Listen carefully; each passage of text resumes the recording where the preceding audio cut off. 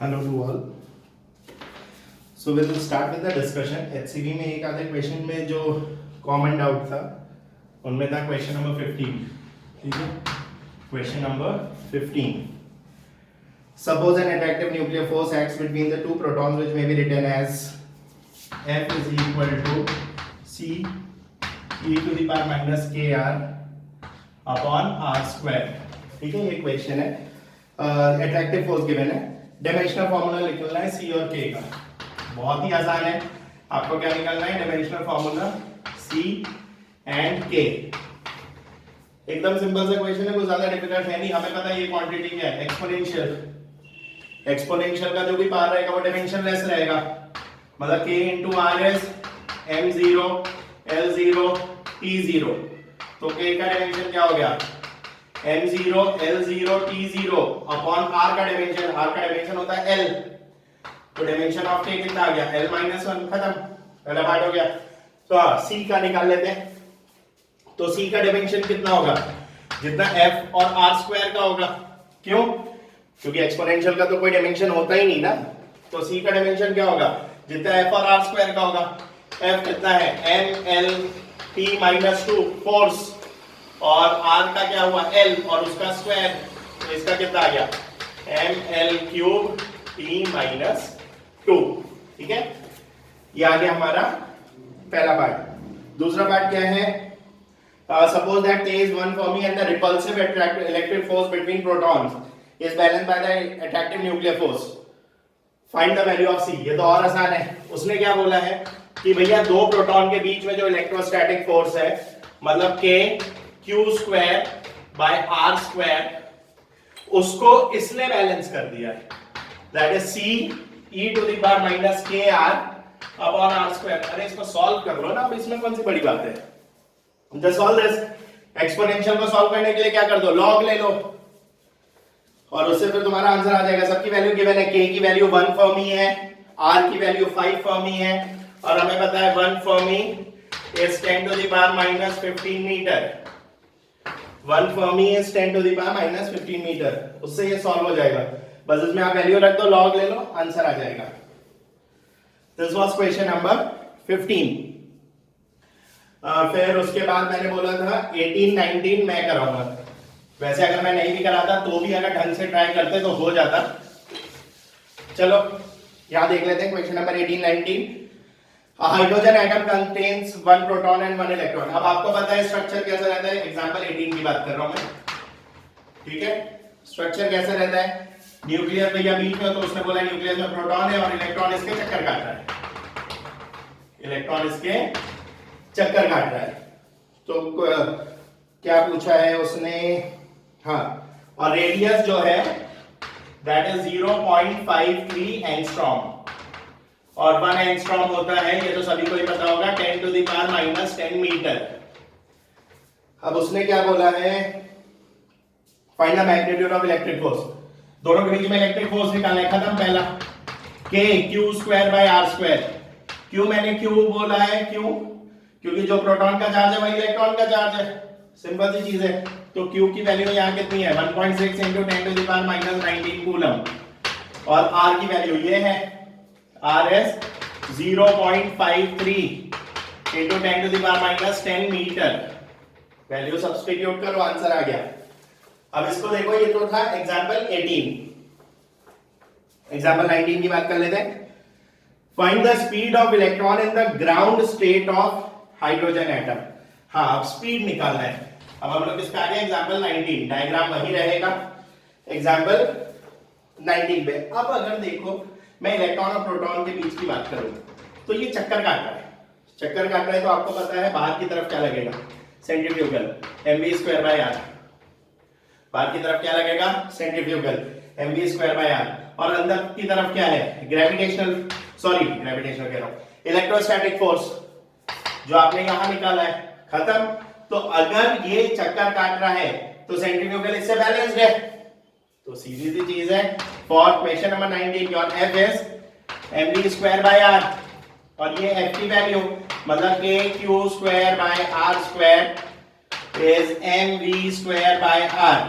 Solve करो, find the value of v। Question number 19 भी solve हो गया। v की वैल्यू बस 2 into 10 to the power 6 आती है, सॉल्व कर लो अपने आप मिल जाएगा। Mass of electron, mass is mass of electron 9.1 into 10 to the power -31।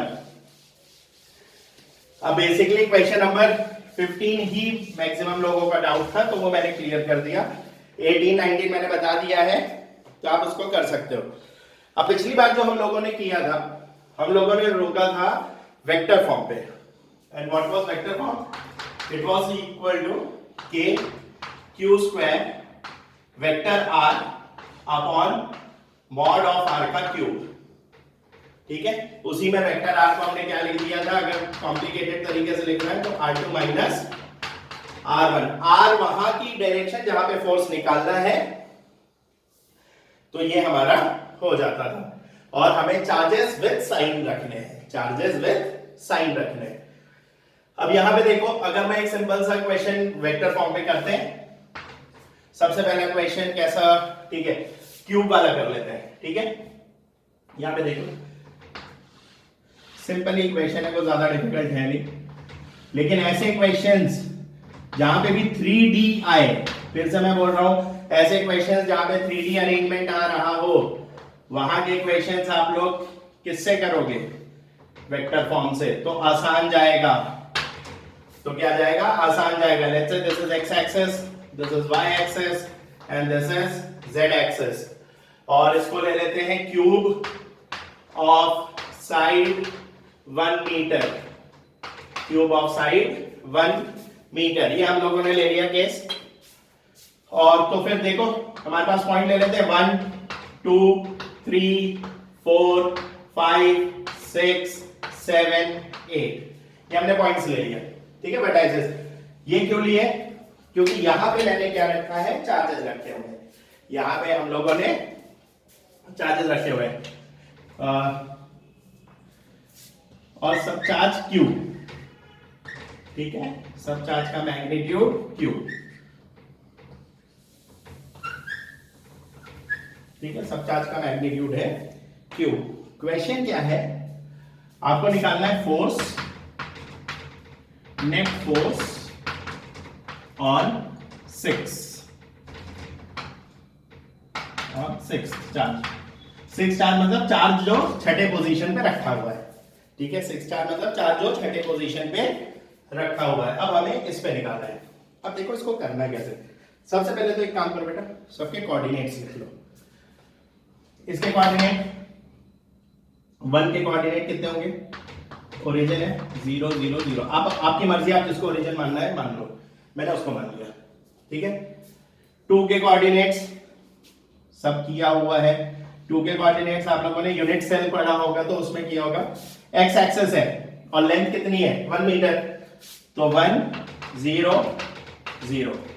ठीक है, और फिर इसके कोऑर्डिनेट 8 के कोऑर्डिनेट क्या हो जाएंगे? z है, तो 0 0 1। 7 के कोऑर्डिनेट, 7 देखो y x z प्लेन पे, तो कितना हो जाएगा? 1 0 1। 6 1 1 1 1 कॉमा 1 कॉमा 1। फिर थर्ड इज xy प्लेन, तो 1 कॉमा 1 कॉमा 0। फिर फोर्थ इज 0 1 0। मैं इतना मान के चल रहा हूं कि आप ये समझ पा रहे हैं कि मैं कोऑर्डिनेट्स कैसे लिख रहा हूं। Fifth it is on yz plane, तो 0 1 1। ठीक है, ये हमारे पास कोऑर्डिनेट्स आ गए। बस हमें क्या निकालना? Net force on 6th charge. 6 charge से मतलब ये वाले चार्ज की बात कर रहा हूं मैं। तो अगर मैं इस पे नेट फोर्स निकालना है, तो इस पे नेट फोर्स किसकी वजह से है? 1 की वजह से, 2 की वजह से, 3 की वजह से, 4 की वजह से, 5 की वजह से, 7 की वजह से और 8 की वजह से। खुद की वजह से थोड़ी होगा। तो अब बस सिंपल है, हमें ये कॉन्सेप्ट यूज करना है। तो देखो, force on 6 because of 1, force on 6 because of 1। ध्यान से देखना, K as it is, Q1 Q2, तो K Q स्क्वायर, R ये क्या है? 6 वाला क्या है? 1 1 1, मतलब I plus J plus K। ठीक है, और ये क्या है 0 0 0, तो 1 से तो दूरी इतनी हो गई ना, i प्लस जे प्लस के अपॉन इसके मैग्नीट्यूड का cube. This is force on 6 because of 1. This is force on 6 because of 1. अब देखो force on 6 because of 2. अब देख लो 6 के कोऑर्डिनेट्स क्या है, बहुत लोगों को अगर इसमें भी तकलीफ है, i प्लस जे प्लस के 1 1 1 है ना, और 2 के क्या है, 2 का गया ये रहा, और 2 के कोऑर्डिनेट्स क्या है 1 0 0, मतलब इट इज सिंपली i. तो 2 से 6 के लिए r कितना हो जाएगा, माइनस कर दो, तो this is j plus k, this is j plus k, खत्म. तो force on 6 because of 2, that is k q square j plus k upon root 2 का क्यूब. ठीक है, this is force on 6 because of 2.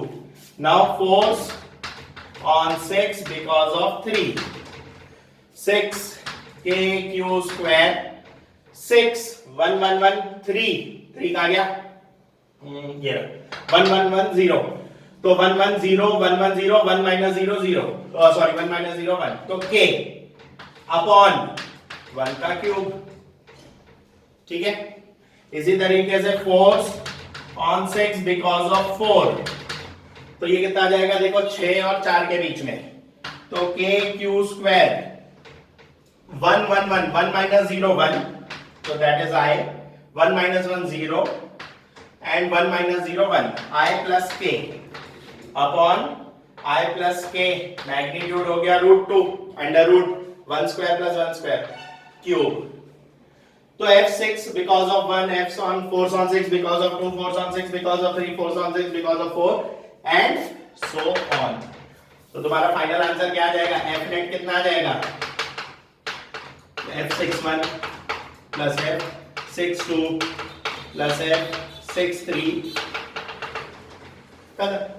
तो this is your final answer. सबकी value रख दो, k Q square common आ गया, तो this will be your final answer. एक लंबा थोड़ा सा आंसर आएगा i j और k के टर्म्स में. तो this is your final answer. हालांकि ऐसे क्वेश्चन एडवांस में ही आने वाले हैं, लेकिन हमें आ जाए तो अच्छी बात है, और देखेंगे तो डिफिकल्ट नहीं है, लेंथी. ठीक है, क्या है, लेंथी. एक और क्वेश्चन कराता हूं मैं वेक्टर फॉर्म पे, तो वो आपके लिए और आसान होगा, लेकिन खैर वो नॉर्मल तरीके से भी कर सकते हैं.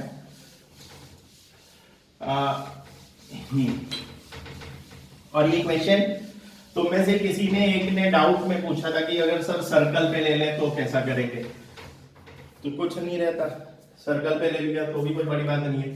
जैसे घड़ी समझ लेते हैं. ठीक है, हमारे पास एक घड़ी है, एक घड़ी है, घड़ी में यहां, और जितने के घड़ी में टाइम होता है उतना कूलम चार्ज रखा हुआ है, तो 12 ये हो गया 6 कूलम, फिर 1 कूलम 7 कूलम 12, एक मिनट ऐसा कर लीजिए, तो ये हो गया 3 कूलम, ये हो गया 9 कूलम. तो फिर इक्वली डिवाइड कर लेते हैं, ये हो गया 1 कूलम, ये हो गया 2 कूलम, ये हो गया 4 कूलम, ये हो गया 5 कूलम, 6, ये 7 कूलम, ये हो गया 8 कूलम, ये 9 कूलम, और ये 10 कूलम, और ये 11 कूलम, और यहां पे रखा है 1 कूलम. हमें इस पे एफ नेट निकालना है. ठीक है, हमें इस पे एफ नेट निकालना है, घड़ी की तरह मान लिया. अब देखो इसको सॉल्व करने में ना ज्यादा कुछ प्रॉब्लम आना चाहिए नहीं. ध्यान से देखना, 12 कूलम, ठीक है, और 6 कूलम, 12 और 3 पे जो फोर्स लगे, 1 पे जो लगेगा वो इस तरफ लगेगा, समझो ध्यान से, और जो 6 और 1 पे जो फोर्स लगेगा वो ऊपर की तरफ लगेगा. ठीक है, पहले मैं सिर्फ इतना ही बताता हूं. तो 12 और 1 पे जो फोर्स है वो नीचे की तरफ, और 6 और 1 पे जो फोर्स है वो ऊपर की तरफ है. तो देखो यहां का फोर्स कितना हो जाएगा, इस सिर्फ इन दोनों की वजह से मैं ले रहा हूं, तो f कितना हो जाएगा k क्यू स्क्वायर, ठीक है, k क्यू स्क्वायर, और दूरी मान लेते हैं r ले लिया 1 मीटर अपॉन 1 मीटर का स्क्वायर, और क्यू स्क्वायर में सबसे पहला k अपॉन 1 मीटर, ये तो कॉमन आ गया। पहला कितना होगा 12 इंटू 1 माइनस 6 इंटू 1। अरे तुम्हें समझ में आया क्या? k q1 q2 by r square minus k q1 q2 by r square, मतलब ये कितना हो गया देखो, k 12 और 6 6 k बाय 1, तो 6k where k is 9 into 10 to the power 9। कहां की तरफ? नीचे की तरफ, क्योंकि ये मैग्नीट्यूड ज्यादा है, तो हम लोग इसको लिखेंगे -6k j। तो क्या लिखेंगे -6k j, क्योंकि अब यहां डायरेक्शन पे भी फर्क आएगा। अब ध्यान दो दूसरा, अब आपको एक चीज समझ में आ गई, 12 में 6 गए 6, 7 में 1 गए 6, तो सबके तो ये मैग्नीट्यूड तो सेम ही आने वाले हैं। अब ये देखो ये फोर्स कैसा रहेगा, 7 और 1 के बीच का फोर्स इधर, और 1 और 1 के बीच का फोर्स इधर, तो नेट इधर ही आएगा। तो ये वाला फोर्स कितना आएगा बताओ? सेम वही 6k, ये फोर्स भी कितना आया 6k, ये फोर्स भी कितना आया 6k, लेकिन ये एंगल है ना, ये एंगल कितना हो गया सोचो, 90 है, अरे क्वाड्रेंट है ना, 3 हिस्सों में डिवाइड हुआ 30 30 30, तो ये एंगल हो गया 60, तो ये एंगल हो गया 60। अब ध्यान से देखना, तो अगर ये 6k है, मैं एफ नेट मिटा रहा हूं, और ये एंगल है 60 डिग्री, थोड़े टिपिकल क्वेश्चंस आएंगे, और ये एंगल कितना है 60 डिग्री, तो यहां पे क्या फोर्स आएगा 6k cos 60, और यहां पे कितना आएगा 6k sin 60। तो दूसरा फोर्स, मैं इसको F1 लिख देता हूं, दूसरा फोर्स क्या आया देखो, F2 कितना आया 6k cos 60i plus 6k sin 60j। समझ में आया? एक ऊपर की तरफ और एक हॉरिजॉन्टल। अब दो तो ये हो गया 2 और 1 के बीच का जो फोर्स है वो इधर, और 8 और 2 के बीच का फोर्स है इधर, तो नेट इधर ही आएगा। अब एंगल कितना बनेगा 30, अब एंगल कितना बनेगा 30, तो तीसरा क्या आने वाला है F3 6k cos 30i plus 6k sin 30j। ठीक है, नेक्स्ट इन दोनों के बीच का फोर्स इधर, 9 और 1 के बीच में इधर, 3 और 1 के बीच में इधर, तो नेट कहां आया इधर आया ना, नेट कहां आया इधर, तो तीसरा जो फोर्स आया F फोर्स वो कितना आया 6k आए। फिर नेक्स्ट कितना आएगा देखो, इसको हटा देता हूं, इसको भी हटा देता हूं, तो ये तुम्हारा था F1, ये था F2, ये था F3, ये था F4। अब नेक्स्ट क्या है 4 और 10, तो 4 से इधर 10 से इधर, तो 10 वाला ही बड़ा है ना इधर, और एंगल 30, तो इसका कितना आएगा F5 का, F5 का कितना आएगा देखो, F5 will be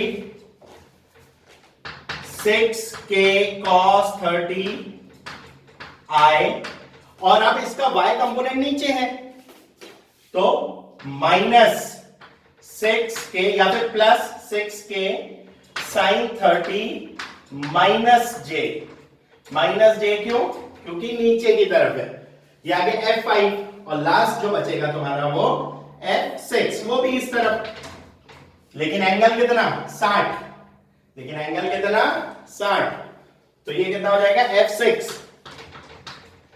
वो बनेगा 6k cos 60i plus 6k sine 60 minus j. तो ये तुम्हारे पास सारे फोर्स आ गए। तो टोटल फोर्स क्या हुआ? Sum of all these. Total force क्या हुआ? Sum of all these. तो F1 plus F2 plus F3 plus F4 plus F5 and F6। Answer will be in terms of I, J and K। Simple सा question है, diagram बनाओगे अपने आप समझ में आएगा। तो ट्राई दीज क्वेश्चंस। अब यहां देखो, हम लोगों ने वेक्टर फॉर्म के कुछ क्वेश्चंस कर लिए।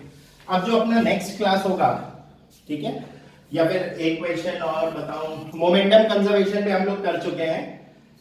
अब थोड़े बहुत, हाँ एक और अच्छा क्वेश्चन। आज के क्वेश्चन में न्यूमेरिकल्स थोड़े टफ है, ध्यान देना। हमारे पास एक रॉड है,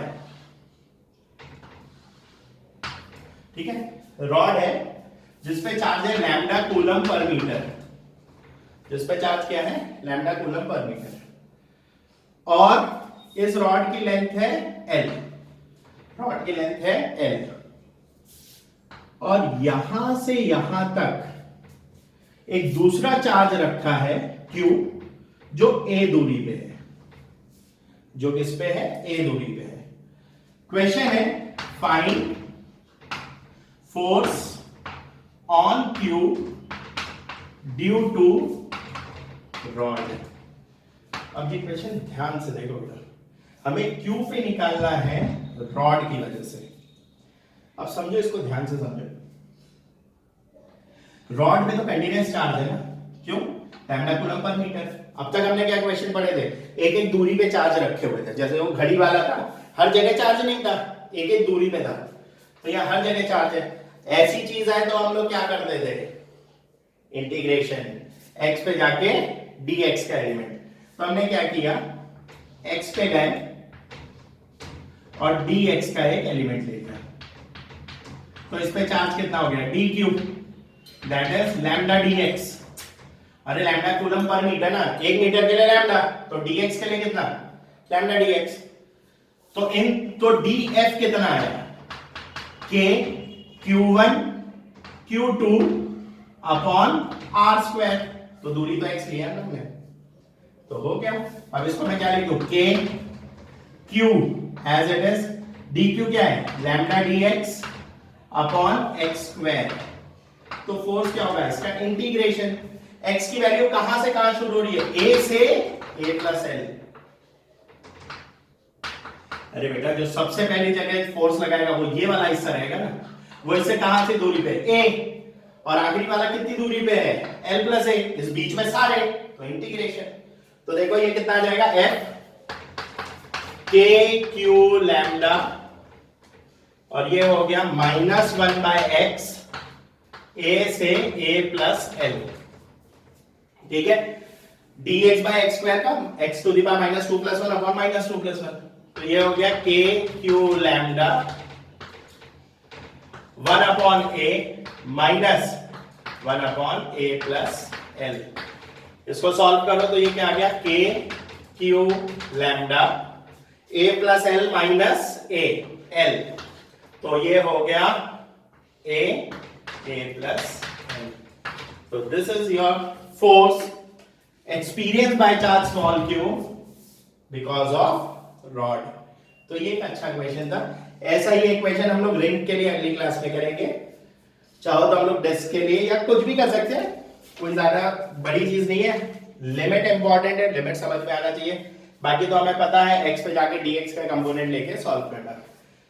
फिर ये क्लास, अब जो अगली क्लास रहेगी हम लोग आगे कंटिन्यू करेंगे। Thank you.